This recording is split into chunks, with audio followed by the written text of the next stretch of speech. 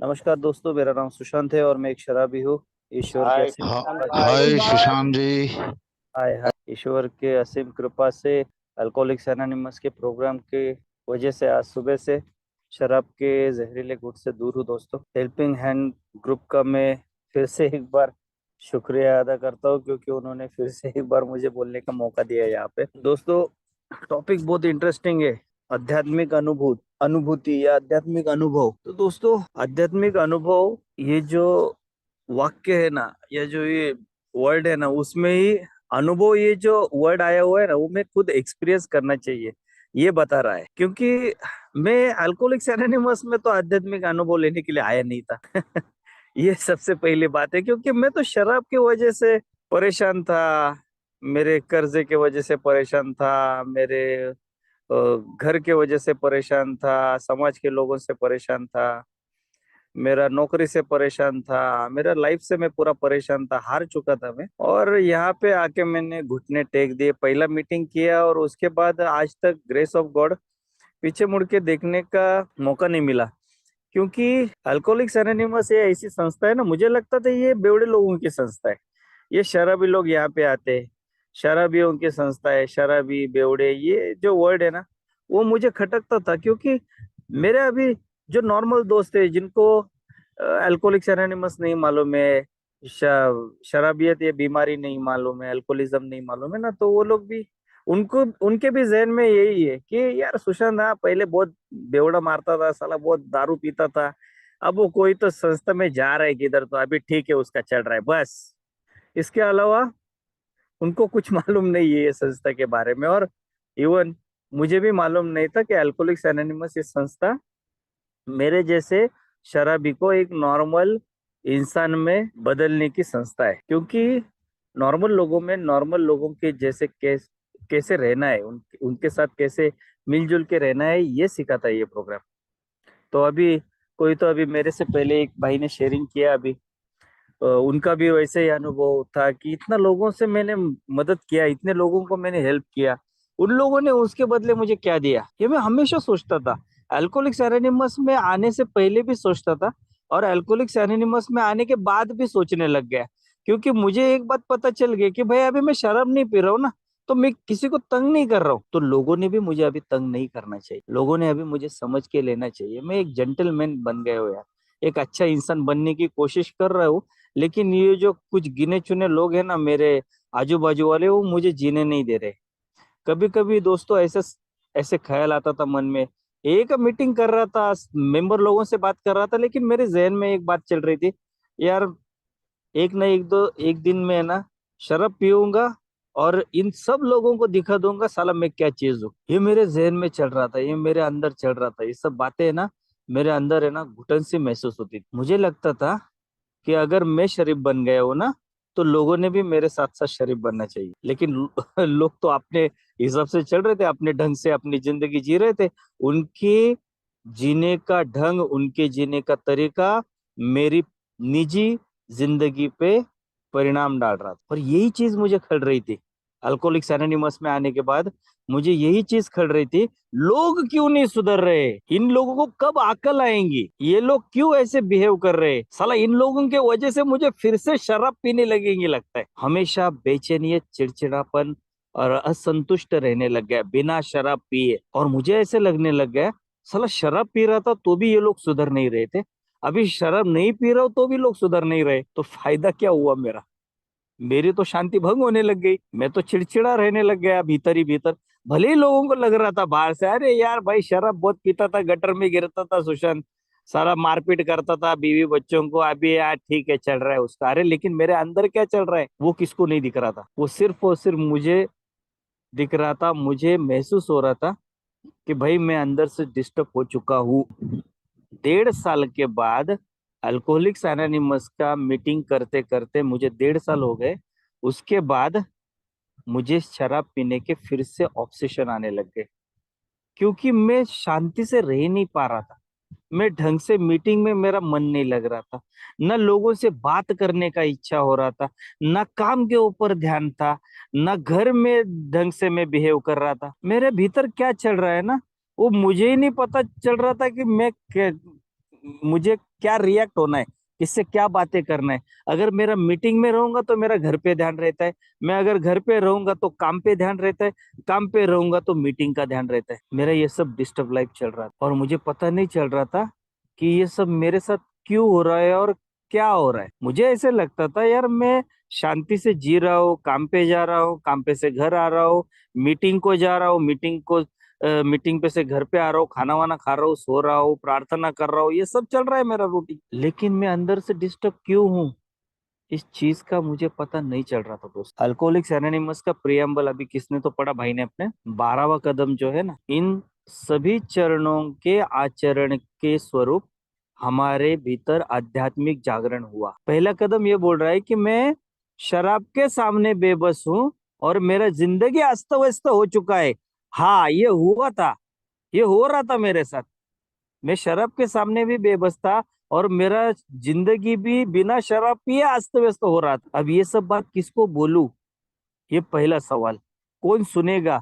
कोई बोलेगा यार क्या है यार, तू शराब पी रहा था तो भी किरकिर, अभी नहीं पी रहा है तो भी तेरी लाइफ में झिकझिक, क्या चल रहा है तेरा, क्या फायदा तेरा मैं गिल्ट में चला जाता था तब। जब पहला कदम बोल रहा है मुझे कि मैं शराब के सामने बेबस हूँ और मेरा जिंदगी अस्त व्यस्त हो चुका है, तो मेरा 12वां कदम मुझे बोल रहा है इस सभी कदमों के आचरण से हमारे भीतर आध्यात्मिक जागरण हुआ। Big book page number, Marathi big book page number 39 पे पहला पैराग्राफ में उन्होंने लिखा था, दो ही सवाल पूछे, मैं शराब के सामने क्यों बेबस हूँ, क्योंकि मुझे वो शराब हमेशा के लिए छोड़ने नहीं हुई।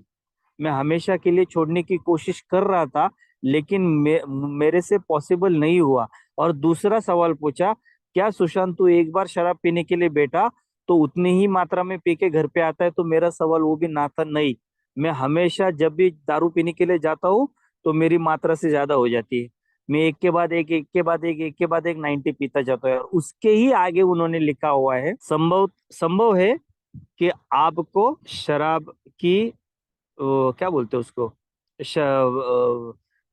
बीमारी, जिसको बोलते हैं ना बीमारी, हुई है। और इस बीमारी के ऊपर आपको केवल और केवल आध्यात्मिक अनुभव ही बचा सकता है। मुझे लगने लगा था जब मैं ए में आया, मुझे लगने लगा कि अगर मेरे पास पैसा और प्रॉपर्टी रहेंगी तो मैं खुश हूँ और मेरा शराब भी रुक जाएगा, क्योंकि यार सर्वाइवल करने के लिए ठीक रहेगा। मुझे लगता था कि मुझे पद मिलना चाहिए, मुझे बहुत से लोगों ने सराहना करनी चाहिए, तब मैं खुश रह सकता हूँ, या तब मैं आनंदी रह सकता हूँ, या तब मैं शराब से दूर रह सकता हूँ। मेरी प्रॉपर्टी, मेरा पैसा, मेरी आकलन शक्ति, मेरा ज्ञान, ये कुछ भी मेरे शराब छुड़वाने के काम नहीं आए। अल्कोहलिक्स एनोनिमस में आने के पहले की बात कर रहा हूँ। मेरा पावर, मेरी पहचान, ये कुछ भी काम नहीं आया शराब छोड़ने के लिए। और उन्होंने साफ साफ लफ्जों में बिग बुक में लिखा है कि अगर तुम इस बीमारी से पीड़ित हो या ग्रस्त हो तो तुम्हें केवल और केवल आध्यात्मिक अनुभव ही बचा सकता है। इसका मतलब मैं जिंदगी में कितना भी लाखों करोड़ों रुपए कमा लूं, अगर मुझे शराब पीने का सोच आएगा, विचार आएगा, तो मैं शराब पीने के लिए ही जाऊंगा। मैं कोल्ड ड्रिंक या लस्सी पी के घर पे नहीं आऊंगा। मेरे पास कितना भी पैसा जिंदगी में मैं कमाऊं, कितना भी ऊंचा पद पे मैं पहुंच जाऊं, कितना भी लोगों में फेमस हो जाऊं, अगर मुझे शराब पीने का थॉट आता है तो मैं शराब ही पीऊंगा। और इसके ऊपर एकमात्र इलाज या एकमात्र उन्होंने उपाय बताया, वो था आध्यात्मिक अनुभव, आध्यात्मिक जागृति, जागरण। तो ये कैसे होता है, ये किस प्रकार होगा, ये कहाँ पे मिलेगा मुझे? क्योंकि मुझे तो बचाने वाला वही है। मैं तो इतना पैसा कमा रहा हूँ, लेकिन वो मुझे खुश नहीं रख रहा है। इतना लोगों से मेरा पहचान हुआ, लेकिन फिर भी मैं भीतर नहीं खुश रह पा रहा हूँ, अकेलापन महसूस कर रहा हूँ। इसके ऊपर इलाज मुझे ढूंढना था और अल्कोहलिक्स एनोनिमस ने वो इलाज दिया, और उस इलाज का नाम है आध्यात्मिक अनुभव। अगर वो मुझे नहीं मिला दोस्तों, तो आज नहीं तो कल मैं शराब ही पीऊंगा, क्योंकि मैं यहाँ पे भजन कीर्तन करके नहीं आया हूँ, मैं शराब पी के ही ये में आया हूँ। तो अगर मुझे यहाँ से सर्वाइवल करना है, क्योंकि देखो शराब पीना बहुत बड़ी बात नहीं है आज की डेट में मेरे लिए, लेकिन शराब से दूर रहना ये बहुत बड़ा चैलेंज था, क्योंकि 1.5 साल में ए में आया हूँ और 1.5 साल के बाद फिर से मुझे शराब पीने की इच्छा हो रही है। तो समझ लो दोस्तों कि मेरे इतनी बद से बदतर हालत हो गई थी कि लिटरली मुझे ना वो दिन, लास्ट वाले दिन, आखिरी दिन मुझे याद आने लगे, भाई तू भीख मांगा है वाइन शॉप के सामने, तेरा बीवी छोड़ के गए तेरे को, तेरे कपड़े फटे थे, तेरी चप्पल टूटी हुई थी, तू भीख मांग रहा था, ऐसी हालत में अल्कोहलिक्स एनोनिमस में आया है। अगर तू 1.5 साल के बाद शराब पी रहा है ना, तो शायद इस बार भीख मांगने के भी लायक नहीं रहे। अभी मुझे तो शराब नहीं पीनी है और मुझे हैप्पी भी रहना है। अभी ये बहुत मजे की बात है, शराब भी नहीं पीनी है, खुश भी रहना है, लोगों को खुश दिखाना नहीं है, मेरे भीतर से वो खुशी उमड़ के आनी चाहिए। लोगों को तो मैं वैसे भी खुश दिख रहा हूँ ऊपर से, उनको अलग से दिखाने की जरूरत नहीं मुझे। ये दिखाने विखाने के चक्कर में मेरा मेरा आधा जिंदगी चला गया। लोगों को दिखा रहा था, देखो मेरे पास क्या है, ये है, वो है, फलाना है, ढिमका है। साला लोगों को कुछ नहीं पड़ा, लेकिन मुझे बहुत खुजली थी। लोगों को दिखाने के चक्कर में मैं भिखारी बन गया। और ऐसे भी शराब पी पी के मैं मर भी जाता था ना, तो भी लोगों को कुछ फर्क नहीं पड़ता था, क्योंकि वो तो अपनी जिंदगी जिएंगे यार। सवाल ये है कि मैं मेरा लाइफ कैसे इसके बाद जी रहा हूँ। ठीक है ना, गलतियां की मैंने, अल्कोहलिक्स एनोनिमस में आने के पहले भी गलतियां की, अल्कोहलिक्स एनोनिमस में आने के बाद भी गलतियां की, लेकिन आज अभी इसी वक्त से मैं मेरी लाइफ में, मेरी जिंदगी की तरफ किस नजरिए से देखता हूँ, ये बहुत बड़ा पॉइंट। और तभी मैंने ठान लिया दोस्तों, दो रास्ते हैं मेरे पास, या तो अल्कोहलिक्स एनोनिमस का मीटिंग छोड़ दे और जाके शराब पी, या तो दूसरा, अल्कोहलिक्स एनोनिमस का प्रोग्राम लेके वो आध्यात्मिक अनुभव जो है वो प्राप्त कर। क्योंकि मेरे पास अल्कोहलिक्स एनोनिमस में आने के बाद मुझे एक बात यहाँ पे पता चल गई दोस्तों, कि मेरे पास सिर्फ 3 ही काम है: आध्यात्मिक अनुभव प्राप्त करना, उसके उसको साझा करना, और उसमें बढ़ोतरी लाना, उसको बढ़ाना, day by day, one day at A time के हिसाब से। तो वो कैसे होता है, वो कैसे होगा, ये पहला सवाल मेरे दिमाग में। तो दोस्तों सबसे पहली बात, जब 1.5 साल के बाद मुझे फिर से शराब पीने की इच्छा हुई, तो ग्रेस ऑफ गॉड फिर से एक जबरदस्त मेरे लाइफ में टर्निंग पॉइंट आ गया। एक बंदा था, ओल्ड टाइमर था, वो बोला यार भाई देख, मेरा एक सवाल था उसको, मैं बोला यार यहाँ, मैं सवाल पूछने में बहुत माहिर था। मैं उसको पूछा यार, यहाँ पे बोलते हैं कि शराब पीने का इच्छा होगा तो पेट भरा हुआ रखो, लेकिन साला सेक्स करने का इच्छा होगा तो क्या करने का आदमी ने? तो उसने मुझे रिटर्न में सवाल पूछा, यार तूने सेक्स इन्वेंटरी लिया तेरा? मैं बोला वो ये किस चिड़िया का नाम है, ये क्या होता है? और बोला तूने स्पॉन्सर लिया है क्या? मैं बोला स्पॉन्सर तो नाम सुना है, स्पॉन्सर तो यार बोला नहीं लिया है। अच्छा, तो बोला ये दो, तो दोस्तों उसने मुझे रिपीट में सवाल ये दोनों जब किए तो मुझे थोड़ा सा गुस्सा आया उसके ऊपर। बोला ये इन्वेंट्री लेने का और स्पॉन्सर लेने का क्या मसला, क्या है भाई? मैं सीधा सीधा सवाल पूछ रहा हूँ और तू मुझे सीधा सीधा जवाब क्यों नहीं दे रहा है? तो उसने मुझे जब ये सवाल किए तो उसके बाद कुछ महीनों बाद मेरी इतनी फटी पड़ी थी, मैं बोला यार भाई अभी फिर से मेरे तो मुंह पे 12 बज रहे थे, क्योंकि देखो कैसे है ना, मेरे जैसा शराबी इंसान जो है ना, अंदर कुछ और मुंह पे कुछ और, ऐसा कभी रह नहीं सकता है। जो अंदर है वही मुंह पे दिखता है। मेरे लिटरली मेरे मुंह पे 12 बज गए थे वो टाइम, मुंह ऐसा सिकुड़ गया था, फुल डिप्रेशन, टेंशन सब चेहरे के ऊपर छा रहा था मेरे। और वही बंदा मुझे फिर से मिला, ग्रेस ऑफ गॉड, वो मिला। उसके बाद उसने मुझे फिर से वो सवाल किया, अरे बोला यार लिया क्या स्पॉन्सर, लिया क्या वो चौथा पांचवा पायरी किया क्या? मैं बोला यार ये नहीं किया मैंने। तो बोला तेरे तो मुंह पे ऑलरेडी 12 बज चुके हैं यार। तो बोला हाँ यार, मैं आज नहीं तो कल दारू पीने वाला हूँ। मैं उसको मुंह पे बोल दिया। बोला क्यों, क्या हो गया? बोला यार मेरे को स्पॉन्सर नहीं मिल रहा है। अरे भाई क्या रोता रहते है तू, स्पॉन्सर नहीं मिल रहा है? कैसा स्पॉन्सर, क्या स्पॉन्सर, किधर लिखा है बिग बुक में कि यही स्पॉन्सर करो या वही स्पॉन्सर करो? बस ये बहुत इंपॉर्टेंट है कि उसने भी 12 कदम लेने चाहिए। तो बोला यार ये नहीं मिल रहा है मुझे। तो बोला तू ढूंढा ही नहीं रहेगा। बोला यार ये भी बात सही है। तो उसने मुझे एक बंदे को कॉल लगा के दिया, और दोस्तों, और उसके बाद जो है ना, उस फोन के बाद मेरा जिंदगी बदल गया, लिटरली जिंदगी बदल गया। क्योंकि मेरे जहन में, मेरे दिमाग में इतने सवाल थे, पर्सनल निजी जिंदगी को लेकर इतने सवाल थे, इतने सवाल थे कि उस सवाल के जवाब, अगर हर एक के जवाब ढूंढने के लिए जाऊंगा ना, तो दिमाग के पूरे तार हिल जाएंगे मेरे। लेकिन एक आध तो सवाल रह जाएगा लास्ट। और जब दोस्तों वो प्रोग्राम जो है 12 कदमों का प्रोग्राम जो है, मैं उस बंदे को जब मैंने पूछा यार मेरे को यार ये प्रोग्राम लेने का है, बोला यार मैं भी तो उसी के लिए बैठा हूँ यहाँ पे। बोला अच्छा तो कहाँ से चालू करूँ? बोला स्टेप 1, पहला पायरी से चालू करने का। अभी अभी क्या अभी?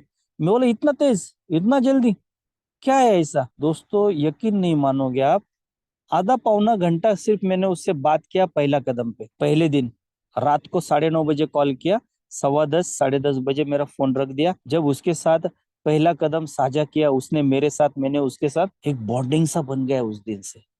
बोला यार ये चाहिए मुझे। एक विश्वास सा उसके ऊपर मेरा बैठ गया। मैं बोला यार, अगर ये बंदा मुझे अगर अपनी बातें शेयर कर सकते तो मैं भी शेयर कर सकता। आशादायक विचारों का आदान प्रदान करने वाली संस्था जो बोलती तो इसको ही बोलते। एक शराबी दूसरे शराबी से अगर रिकवरी के ऊपर बात कर रहा है तो सोच लो दोनों की रिकवरी वहां से चालू हो गई। मेरा पहला कदम, मेरा सोबराइटी का पहला दिन वहां से चालू हुआ। मैं जा रहा था शराब पीने के लिए, लेकिन मैं सोचा कि यार चल, ये बहुत सारे तरीके अपना लिए है अभी खुश रहने के। बिना शराब पिए रह नहीं पा रहा हूं, तो अभी ये तरीका आजमा लूं। और दोस्तों वही तरीका मेरे लिए कारगर सिद्ध हो रहा है आज के डेट में, और वो मैं अपने अनुभव से आपसे शेयर कर रहा हूँ। क्योंकि कैसा है, मुझे 12 कदमों को लेकर मेरे दिमाग के अंदर अलग अलग ख्याल, स्पॉन्सर को लेकर अलग अलग ख्याल, चौथा पांचवा पायरी को लेकर मेरे दिमाग में अलग अलग विचार। ये कैसे होगा, ये मैं कैसे सर्वाइवल कर पाऊंगा, ये बहुत कठिन है, वो बहुत भयानक है चीज। तो मैं ये डर से है ना, उससे भाग रहा था। जैसे कि एक कड़वा दवाई रहता है ना, डॉक्टर हमें पीने के लिए देता है, यार वो कड़वा है, कड़वा है। ये सोच, ये जो जहन में मेरे बैठ जाती ना ये विचार, तो उस डर से मैं वो दवाई पीता नहीं था। उसकी वजह से मैं और बीमार गिर रहा था। सेम अल्कोहलिक्स एनोनिमस में आने के बाद वही हालत मेरे साथ होने लग गई। प्रोग्राम मेरे लिए दवाई का काम है। डेली बेसिस पे रोजमर्रा की जिंदगी में ये जो पल पल पल पल ख्याल आते हैं ना, लोगों के प्रति, घर के प्रति, मेरे पिछले बीते हुए जिंदगी के बारे में, मेरे आने वाले भविष्य के बारे में, मतलब कि मैं इतना डिप्रेशन में जा रहा था। मैं अभी का मोमेंट जी नहीं पा रहा था, आज का one day at a time जो बोलते हैं ना यहाँ पे, वो जी नहीं पा रहा था। या तो मैं कल का सोचता था या आने वाला सोचता था, यार क्या होगा अभी, साला के घंटा जी पाएंगे तू, one day at a time depression में जा रहा था मैं। और उसके लिए मुझे ये दवाई दी गई, 12 कदमों की 12 गोलियां खा ले भाई, तू ठीक हो जाएगा। और मैं दवाई कड़वी है, कड़वी है, कड़वी है करके 1.5 साल तक टालता रहा। फाइनली एडमिट होने का अभी बारी आ गए मेरे ऊपर। मैं बोला यार मुझे ऑपरेशन तो नहीं करने का है, मुझे ये दवाई दे दो, क्योंकि मैं अगर दारू पिया ना, मेरा ऑपरेशन पोस्टमार्टम ही होने वाला था। तो दोस्तों जैसे ही पहला कदम शुरू हुआ मेरा आध्यात्मिक अनुभव, यहाँ पे जो वर्ड है ना आध्यात्मिक अनुभूति, स्पिरिचुअल एक्सपीरियंस, चेतना जागृत होती है शराबी की। मेरे जैसा इंसान जो हमेशा लोगों का बुरा चाहता था, मेरे जैसा इंसान जो हमेशा लोगों की घृणा करता था, मेरे जैसा इंसान जो हमेशा लोगों की बर्बादी पे हंसता था, हमेशा मुझे वो विकृत मजा आता था भीतर ही भीतर कि अच्छा हो गया यार, ये मर गया साला, ये जो है ना फीलिंग, आज वो क्यों नहीं आ रही है। ये प्रोग्राम ने टोटल चेंज कर दिया है। मैं हमेशा सोचता था कि मेरे अंदर, मेरे भीतर ये बदलाव पॉसिबल ही नहीं है, ये हो ही नहीं सकता है अभी। अभी क्या जिंदगी रह गई मेरी यार, क्या अभी जीने का, ऐसा ही सर्वाइवल करने का जैसा पहले करता था, अभी ऐसा करने का अभी क्या है उसमें। हमेशा रोता हुआ चेहरा, हमेशा डिप्रेशन, हमेशा कोई दुख आया, कोई संकट आया तो साला अरे यार ये मेरे साथ ही क्यों हो रहा है, हे भगवान क्या तू यार मेरा, मेरे पीछे ही क्यों पड़ा हुआ है, क्यों मुझे हमेशा तकलीफ में डाल रहा है। तो दोस्तों ये मेरा रोना चालू हो जाता था। मैं कभी भी वास्तविकता को फेस नहीं करता था, उसको टैकल नहीं करता था, मैं भाग जाता था वहां से। मुझे फेस करना, टैकल करना, सामना करना बिल्कुल पॉसिबल नहीं हो रहा था। ए में आने के बाद भी, ए में आने से पहले भी। अल्कोहलिक्स एनोनिमस का प्रोग्राम जो है वो लोगों को सुधारने के लिए नहीं है, वो व्यक्तिगत सुधारने के लिए। व्यक्तिगत सुधारना जब तक मेरे जैसे शराबी की होती नहीं है, क्योंकि मेरे ऊपर पट्टी चढ़ी थी गुस्से की, डर की, लस्ट की, लोगों को तकलीफ पहुंचाने की। ये पट्टियां जो है ना एक एक एक एक करके चौथा पांचवा कदम में उतरना चालू हुआ। क्योंकि फर्स्ट सेकंड थर्ड खाली मानने का है।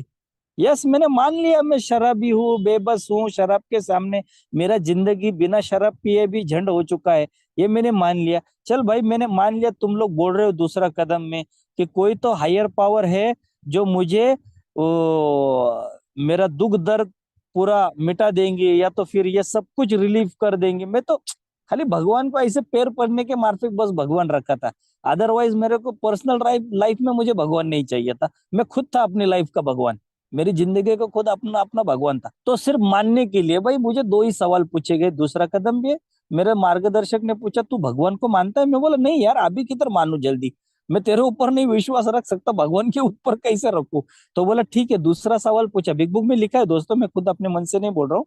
दूसरा सवाल पूछा गया कि तुम भगवान को या हायर पावर को, उच्च शक्ति को मानने के लिए तैयार हो या तैयारी रख सकते हो? मैं बोला यार ये सवाल मेरे लिए मैच कर रहा है भाई, मैं वैसे भी झंड पड़ी है लाइफ, शराब पी रहा था तभी भी, शराब नहीं पी रहा हूँ तभी भी। अभी इसके आगे क्या होगा, ज्यादा से ज्यादा 12 कदम होने तक तो भाई को झेलने का है अपने को। वो मार्गदर्शक स्पॉन्सर जिसको बोलते हैं उसको खाली 12 कदम तक तो झेलने का है, उसके बाद मैं देख लूंगा भगवान को मानना ही नहीं मानना है। तो वो बोला भाई ये तू अभी सही रास्ते पे। हम बोला यार ये तो जल्दी मान गया, क्योंकि बिग बुक में ही वैसे लिखा है। अभी क्या अभी विश्वास है? मैं बोला नहीं है। तो विश्वास रखने के लिए तैयार हो? हाँ हूँ।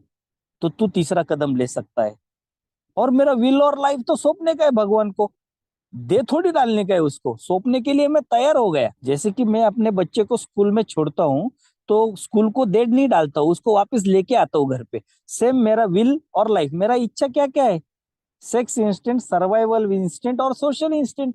ये तीनों जो इच्छाएं है मैं खुद कंट्रोल में नहीं कर पाता हूँ। आज भी अगर मैं खुद वाइन शॉप में काम करता हूँ, वाइन शॉप में कितने सी लड़कियां वगैरह ऐसे हैंडसम लड़कियां, गुड लुकिंग लड़कियां, ब्यूटीफुल लड़कियां आती है तो मेरी नजर जाती है उनके ऊपर। तो मैं क्या साधु संत तो थोड़ी हो गया, मैं तो उस मार्ग पे चलने की कोशिश कर रहा हूँ आज। तो ये जो इंस्टेंट है ना, मैं पहले क्या होता था, अगर कोई रास्ते से लड़की देखी ना तो उसको फिजिकली घर पे नहीं लेके आता था, लेकिन दिमाग में अपने घर पे लेके आता, यार ऐसी मेरी बीवी होनी चाहिए, तो अपनी बीवी को कोसते रहता था घर में।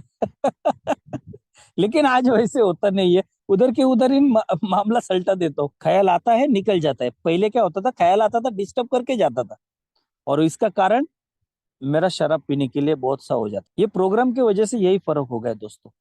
मैं साधु संत तो नहीं बन गया हूँ, लेकिन उस मार्ग पर या उस रास्ते पर, ये जो ए ने दिया हुआ रास्ता है, उस रास्ते पर चलने की कोशिश करता हूँ। तो अभी जो है यहाँ पे तो आ गई मेरी गाड़ी, और गाड़ी रुक गई मेरी चौथी कदम पे, क्योंकि यहाँ पे मेरे को गड़बड़ी क्या लगने लगे, भाई अगर मैं अपना टॉप सीक्रेट किसी सामने वाले बंदे को, अननोन बंदे को मैं बता रहा हूँ, मतलब वो सामने वाला तो पहचान वाला नहीं है मेरे, और उसको मैंने टॉप सीक्रेट मेरे बता भी दिए, साले ने अगर होल्डिंग लगा दिए तो, उसने अगर मेरी बदनाम एल्कोहलिक्स एनोनिमस में पूरे एल्कोहलिक्स एनोनिमस के संस्था में पूरी बदनामी कर दी तो, ये अरे देख इसने क्या किया था कांड, तेरे को पता है क्या, उसने मेरे को उस दिन बताया चौथा पांचवा कदम। मैं ये डर से है ना सहम रहा था। मेरे स्पॉन्सर ने दो चीजें बोली, सुशांत देख अगर तू अभी नहीं बताएगा ना तो शराब पी के तेरे को बताना पड़ेगा, क्योंकि मैं शराब पीने के बाद पोपट बन जाता, और मुझे तो शराब नहीं पीने की थी। तो शराब ना पीने के लिए मुझे बिना शराब पिए वो अनुभव साझा करने थे अपने मार्गदर्शक से। तो मैं बोला भाई मैं तैयार हूँ, चल क्या क्या लिखना है। और इतनी आसानी से उसने मुझे एक चार्ट दे दिया, उस चार्ट का नाम था रिजाइनमेंट पार्ट 1, खुन खुन क्या बोलते हैं, खुन्नस की सूची भाग 1। उसके ऊपर सबके नाम आ गए, जिन लोगों के ऊपर मेरा गुस्सा था, उसके कारण आ गए, क्यों गुस्सा था, और 7 अंगों से कैसे मैंने मार खाया था। बस उधर टिक मार्क करना था, फटाफट फटाफट मैंने हो गए। उसके बाद जो है ना, उसने मुझे एक प्रेयर दिया, बोला कि अभी ये प्रेयर करना है कि भाई जिन जिन लोगों के ऊपर सुशांत तुझे गुस्सा है ना, उन सबके लिए तुझे प्रार्थना करनी है, उन सबको भगवान सब कुछ दे दे जो तुझे चाहिए पूरी जिंदगी में। मैं बोला भाई यार ये कैसा बंदा है, साला मैं सोच रहा हूँ कि ये लोग मर जाए, और ये बोल रहा है कि उनको दे दो जो मुझे चाहिए। अरे मुझे तो नाम, शोहरत, पैसा, प्रॉपर्टी, मेरा जमीन का टुकड़ा, वो सब मुझे चाहिए, और ये बोल रहा है बंदा उनको दे दे। बोला यार ऐसे कैसे मैं दे दूं। और सच में भगवान सीरियस हो गया, रातों रात उनको अमीर और मेरे को भिखारी बना दिया। तो 2 हफ्तों के लिए, सिर्फ 2 हफ्तों के लिए मुझे ये प्रेयर करना था, और वो मैं कर रहा था। शुरुआत के 4-5 दिन गले से निकल रही थी प्रेयर, दिल से नहीं निकल रही थी यार। क्यों कर रहा हूँ ये सब, मैं कैसे कर रहा हूँ ये, मुझे पता नहीं था। मुझे बोला यार जो भी होगा अब वो देखा जाएगा, साला आगे क्या होता है देखेंगे। और 7वें 8वें दिन दोस्तों अपने आप मुंह से निकलने लग गई, भीतर से निकलने लग गई वो प्रेयर। अरे यार भगवान तू दे दे उनको सब कुछ। और दोस्तों आप यकीन नहीं मानेंगे, जिन जिन लोगों में लिटरली मैं ऐसे लोग मेरे दिमाग में थे ना, ऐसा लग रहा था कि उनको बीच बाजार में काट डालूं। इतना गुस्सा मेरे दिमाग में इन लोगों के लिए, इन लोगों के प्रति मैं प्रेयर कर रहा हूँ। भगवान उनको धन शोहरत इज्जत सब कुछ दे दे, नाम दे दे, उनको बहुत अच्छा हो, भला हो, और उनका लाइफ बहुत अच्छा चले। जो मुझे चाहिए भगवान अभी मुझे मत दे, उनको दे दे। वो अपने आप निकलने लग गया मुझसे दोस्तों, आप यकीन नहीं मानोगे।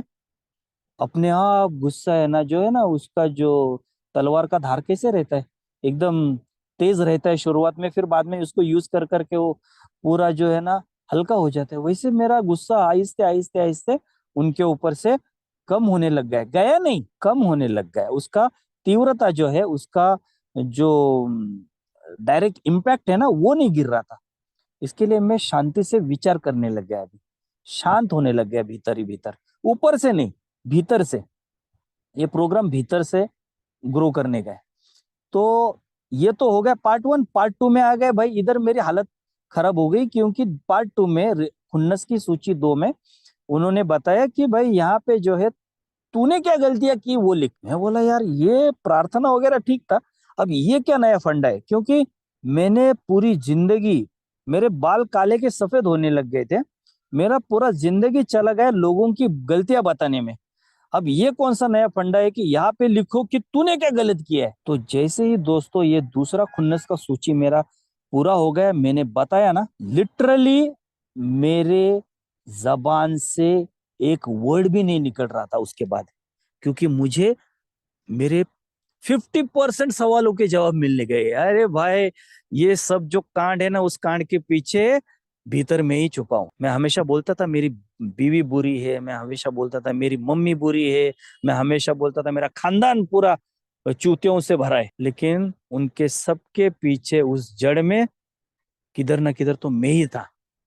इसके वजह से ये सब मुझे है ना, सॉरी दोस्तों फिर से कॉल आ गया था। तो जैसे ही दोस्तों ये मैंने सूची बताई, उसके बाद जो है मेरे आधे सवालों के जवाब मिल गए, मुझे हल्का सा महसूस होने लग गया। वो क्या था मुझे मालूम, आपके अभी आपके साथ जो शेयर कर रहा हूँ ना, मुझे पता नहीं क्या हो रहा है, लेकिन पूरे रोंगटे खड़े हो रहे हैं मेरे पूरे बदन, क्योंकि वो जो अनुभव मैंने किया ना, वो अनुभूति मैंने ली ना, मैं ऐसा लग रहा था मैं इसके लिए ही जिंदा हूँ, या मुझे यही चाहिए पूरी जिंदगी में अभी। हाँ तो दोस्तों फिर से कॉल आ गया था, सॉरी सॉरी दोस्तों फिर से कॉल आ गया है। मेरा आवाज आ रहा है ना? अभी 10 मिनट ही बाकी आ है रहा वैसे। है, आ रहा है, आ सॉरी रहा सॉरी है। सॉरी सॉरी कैमल भाई। तो दोस्तों इतना हल्का महसूस होने लग गया था, मुझे ऐसे लगने लग गया भाई ये तो शराब से भी भयानक किक है। शराब तो रात को पियो और सुबह उतर जाती है, लेकिन ये जो किक थी ना, ये पूरे दिन भर, पूरे रात भर, वापस सुबह, वापस दूसरे दिन, तीसरे दिन, चौथे दिन वो बढ़ती चली गई। जब मेरा रिजाइनमेंट पार्ट 1 2, उसके बाद डर, मेरे भीतर डर क्या क्या समाया हुआ है वो सब मैंने शेयर किया। उसके बाद मेरा लस्ट का क्या प्रॉब्लम था वो मैंने शेयर किया। इतना हल्का, इतना रिलीफ मेरे जिंदगी में पूरे लिया नहीं, इतना हल्का फील कर रहा था मैं। जो शराब पीने के बाद 2-3 फीट ऊपर उड़ जाता था मैं, ऐसा लगता था अभी गाड़ी भी आ जाए मेरे आंख के ऊपर से तो भी मुझे अभी कोई चिंता नहीं है साला, अभी मर जाऊंगा तो भी टेंशन नहीं, 4-5 क्वार्टर लगाने के बाद। ब्लैकआउट स्टेज जिसको बोलते हैं ना दोस्तों, ब्लैकआउट स्टेज, उसका मैं बिना शराब पिए अनुभव ले रहा था। मुझे अभी मेरे साथ कुछ भी हो जाए इसके बाद जिंदगी में, मुझे अभी कोई फिक्र नहीं है, कोई चिंता नहीं बची, कोई ऐसा सवाल नहीं था जिसका मैं जवाब ढूंढ रहा हूँ। ये मेरे साथ क्या हो रहा है, मुझे लिटरली ऐसा लगने लग गया क्या मैं पागल हो गया हूँ, क्योंकि मेरे भीतर विचार ही नहीं चल रहे थे। डिस्टर्ब करने वाले जो थॉट थे ना वो चले गए, और मुझे ऐसे लगने लगा मेरे अंदर क्या ऐसा बदलाव हुआ है। तो मैंने मेरे मार्गदर्शक को ये सवाल पूछा, अरे भाई मैं पागल तो नहीं हो गया साला, ये क्या चल रहा है मेरे साथ। तो बोला इसको तो बोलते हैं आध्यात्मिक अनुभव, यही तो तुझे चाहिए था, इसके लिए तो अल्कोहलिक्स एनोनिमस में है, इसके लिए तो भगवान ने तुझे शराब से दूर रखा है, इसके लिए तो आज तू जिंदा है। मैं बोला यार ये बहुत सही चीज है यार, ये मुझे और चाहिए, क्योंकि उसके पीछे मैं अभी भूखा हूँ जो मुझे शांत रख सके अंदर से। क्योंकि शराब तो मुझे शांत रख रही थी, लेकिन वो टेम्पररली रख रही थी, परमानेंट नहीं रख रही थी। और मैं शराब पीने के टाइम पे है ना, एक मेरे दोस्त लोग जो थे ना, उनको मैंने बहुत से बार मैंने ये इसके ऊपर बहस किया यार, बोला यार साइंस इतना चांद पे पहुंच गया, साला ऐसा शराब नहीं बनाया कि वो एक बार पिए और मरते दम तक साला शराबी अब उस नशे में रहे उस बोतल के। क्या जबरदस्त मजा आता था दोस्तों। वो किक, वो नशा अल्कोहलिक्स एनोनिमस ने दिया मुझे, और आज भी अभी भी आपके साथ शेयर कर रहा हूँ तो भी मैं नशे में ही हूँ। इतना पावरफुल नशा, आज 7 साल 4-5 महीना हो गए रहेंगे शराब से दूर है, लेकिन ऐसा लग रहा है दोस्तों आज सुबह से मैं शराब नहीं पिया है, और मैं एकदम फ्री, एकदम हल्का महसूस कर रहा हूँ, एकदम एंजॉय कर रहा हूँ मेरा लाइफ। और दोस्तों चारों तरफ से आज शराब है मेरे। मैं खुद वाइन शॉप में काम करता हूँ, लेकिन क्या पता यार, मुझे वो शराब के प्रति घृणा भी नहीं आती है और घमंड भी नहीं महसूस होता है। ये कैसे क्या मेरे साथ हुआ है मुझे पता नहीं है, लेकिन एक बात पता चल गई, अगर मैं ये प्रोग्राम नहीं लेता था ना, शायद मैं शराब पी के मर जाता था। शायद मैं, कैमल भाई मुझे अभी फोन करके बोलते नहीं, अरे भाई आ जाओ आध्यात्मिक अनुभव शेयरिंग करो यार हमारे ग्रुप पे, क्योंकि उस टाइम पे मेरा अस्तित्व ही नहीं रहता था। ये प्रोग्राम है, ये जादू है इस प्रोग्राम का। स्पिरिचुअल एक्सपीरियंस कब कर सकता हूँ, जब मैं अंदर की गंदगी बाहर निकलता हूँ, जब मैं पूरी तरह से सामने वाले बंदे पे समर्पित होता हूँ। भाई तू यार, मैं जैसा हूँ वैसा हूँ, तू यार मैं बता रहा हूँ तेरे को। और एक बात मुझे पता चली दोस्तों, कि मेरा मार्गदर्शक जो है ना, मुझे ऐसा मिला कि भाई उसने 1 से 12 कदमों तक मेरा साथ दिया। आज वो मेरा अच्छा दोस्त है, वो मेरा स्पॉन्सर नहीं है, एक अच्छा मित्र है, एक अच्छा ए का मेंबर है। उसने जो पाया, उसने पास इट ऑन मुझे किया। आध्यात्मिक अनुभव उसने पाया, उसने मुझे पास इट ऑन किया। मैं भगवान के प्रति हाथ बढ़ाने की कोशिश कर रहा था, लेकिन डर रहा था।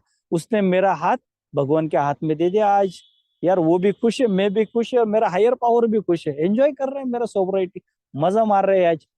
तो ये कैसे पॉसिबल हुआ? तो अंदर की गंदगी जब चौथा पांचवा कदम में साफ किया, किसी को बताया, भगवान के सामने, ईश्वर के सामने, अन्य मानवीय व्यक्ति के सामने और खुद के सामने, मैंने अपने काले चिट्टे पूरे खोल दिए, जो कि चौथा कदम और पांचवा कदम बोलता है, लिखा और बताया। उससे क्या हुआ, उच्च शक्ति का टेस्ट पता चला, हायर पावर का टेस्ट पता चला। गंदगी में खुद मैं खड़ा नहीं रह सकता हूं, तो मेरा भगवान कैसे रह सकता है? मेरे भीतर इतनी गंदगी भरी पड़ी थी, मुझे ही मालूम नहीं था। और मैं लोगों को बोल रहा था, अरे तेरे से बास आ रहा है, तेरे से बास आ रहा है। अरे ये बास तो मेरे भीतर से आ रहा था, और मैं लोगों को बदलने की कोशिश कर रहा था।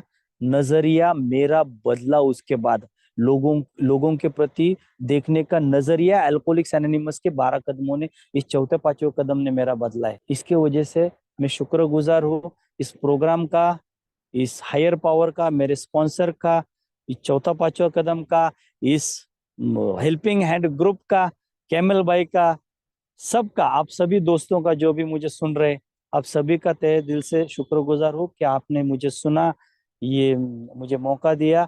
मुझे पता नहीं, अभी हिंदी में एक मेरा थोड़ा प्रॉब्लम होता है, मैं हमेशा बोलता हूँ कैमल भाई को, हिंदी में थोड़ा सा प्रॉब्लम होता है, लेकिन क्या पता यार, मैं जो भावनाएं थी वो मैंने शेयर किया। बहुत बहुत शुक्रिया दोस्तों, रुकता हूँ मैं यहाँ पे, धन्यवाद।